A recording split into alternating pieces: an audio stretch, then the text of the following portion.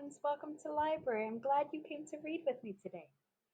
So, I have the book Itch, Freedom, Truth, and Harlem's Greatest Bookstore. And this is a made up story, a fictional story about the author, Vondra Nelson, whose great uncle started a bookstore for African Americans during the civil rights movement. And we get to see all the books that are chosen to help support the civil rights, which is, as you recall, from Martin Luther King's time and from Ruby Bridges and Rosa Parks. Those are just to name a few of the very popular, but there were many, many, many people who helped that movement and helped African Americans move forward in society, which was very important and still is very important. So let's continue. The House of Common Sense and the home of proper propaganda. This house is packed with all the facts about all the blacks all over the world. You are not necessarily a fool because you didn't go to school. Knowledge is power. You need it every hour. Read a book. You go on to school. There are things you can learn from your teachers, but don't you stop thinking for yourself and don't you stop asking questions. Words. That's why people need our bookstore. Don't get took, read a book. If you don't know and you ain't got no dough, then you can't go, and that's for show. Nobody can give you freedom. Nobody can give you equality or justice or anything. You take it. Books will help him clear the weeds and plant the seeds so he'll succeed.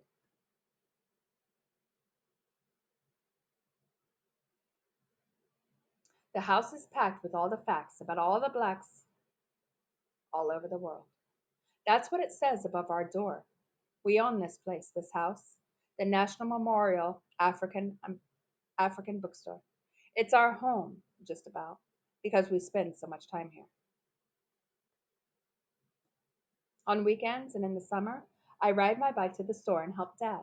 I get to carry the signs out in the morning and put flags of African countries in holders near the curb. All kinds of people come to 2107 7th Avenue. Kids and grown-ups, black folks and white folks, writers and politicians, artists and teachers, even famous people like actors and musicians from the Apollo Theater visit the bookstore. Sometimes it's so busy you can hardly get inside. One day, a crowd bigger than usual is packed around the door. I squeeze through and put my bike up. This is my boy Louis, Dad says. I look up. It's it's Muhammad Ali. He's so tall I have to lean my head way back to see his face. I feel his big boxer's fingers close over mine. It's like shaking hands with a giant. I can't think of anything to say. Mr. Ali pushes my chin up. I guess my mouth was hanging wide open. He and Dad are laughing at me, but I don't care. I just met the heavyweight champion of the world. Dad opened his store in Harlem Square way before I was born. Mom says he started out with 5 books and a mission. She says he had something in his heart and he believed in so much that he'd do just about anything to make it happen. Dad says he got the book itch and needed to scratch it. Back then, he'd walk up 7th Avenue and on to 125th Street selling books out of a pushcart. Don't get took, read a book, he'd call. When Dad went to a bank to borrow money to open a bookstore for black people, the banker said no. He said Dad could have a loan to sell fish and chips or fried chicken, but not books. The banker told him black people don't read. My dad believed they would. He washed windows, saved his pennies, and opened the bookstore. He was right. People came and they read. Now we have about a zillion books in the store, and more people come every day. They come and they talk, they read, and they buy. Dad doesn't have to sell on the street now, but sometimes we do anyway. Dad says he wants to reach people who might not know about the store, People who don't know how important books are. We push the cart selling, knowledge is power. You need it every hour. Read a book. Dad made that up, just like he made up the sign over the store. He plays with words until they say what he feels. I guess that makes him a poet. Dad's name is the same as mine, Louis Michaud, but people call him the professor, even though he doesn't go to school much. Dad says he doesn't have college knowledge. He educated himself by reading books and by living. He says, "You are not necessarily a fool because you didn't go to school." Can I stay home and read books and learn by living? I asked. You go on to school, Dad says. There are things you can learn from your teachers, but don't you stop thinking for yourself. And don't you stop asking questions. Me and my dad talk about important things, things like truth and what it means to be free. Dad says books can help you. Not every book is true, he says, but the more you read, the easier it is to figure out for yourself what is true. Dad lets people read books without buying them. There's a boy who reads in the store every Saturday like it's a library. Dad says books will help him clear the weeds and plant the seeds so he'll succeed. Like I said, Dad's a poet. Customers stay as long as they want, even if it's past closing time. Dad never makes them leave like other stores do. Sometimes Dad locks up so late he's too tired to come home. He sleeps there with all his books. I don't always understand his poetry, but I like the sound of Dad's words. He calls the bookstore the house of common sense and the home of proper propaganda. Mom says that means the bookstore is a place to find good information and ideas. People come for more than books. They come to talk and to listen. When me and Dad set up the raised platform outside the store, people crowd around.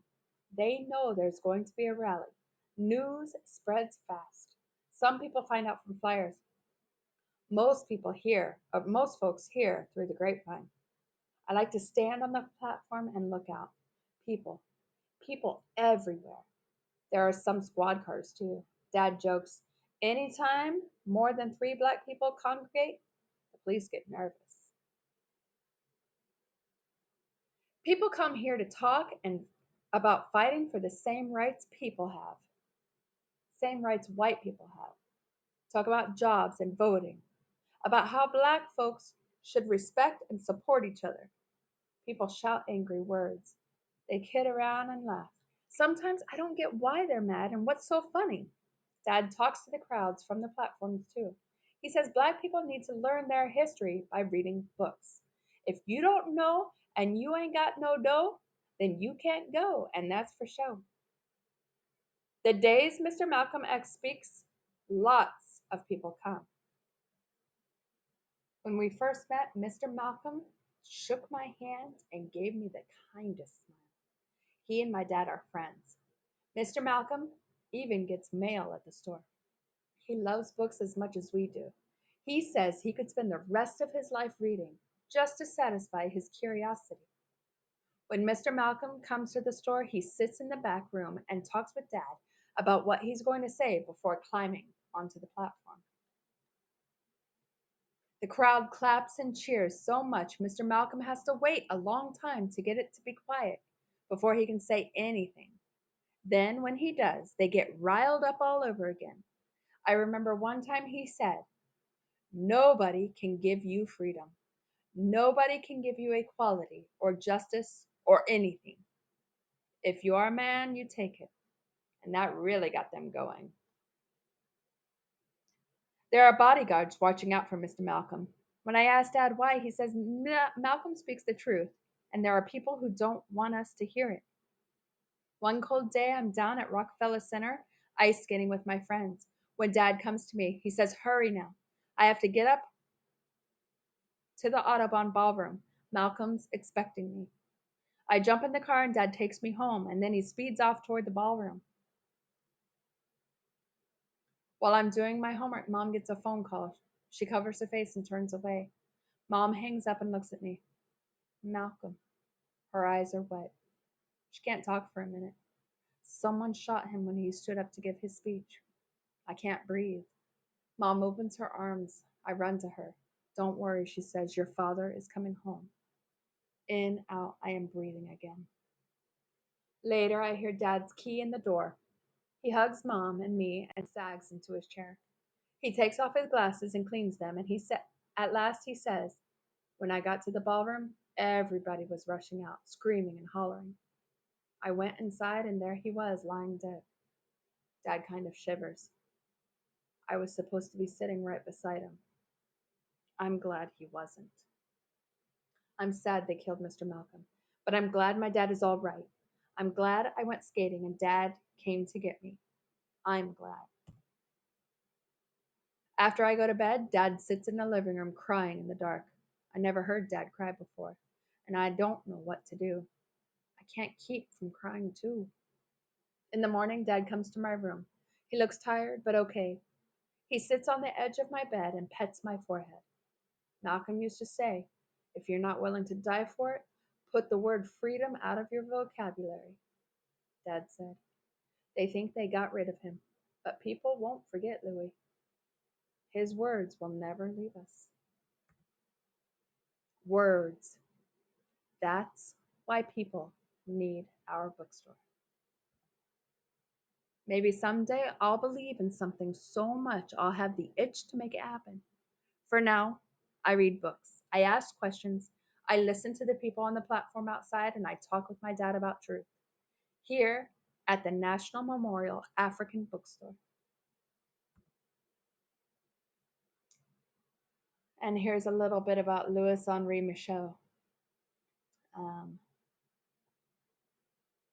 the owner of the bookstore. I hope you enjoyed this book. Thank you for reading with me this week, and stay tuned for next time. Bye now.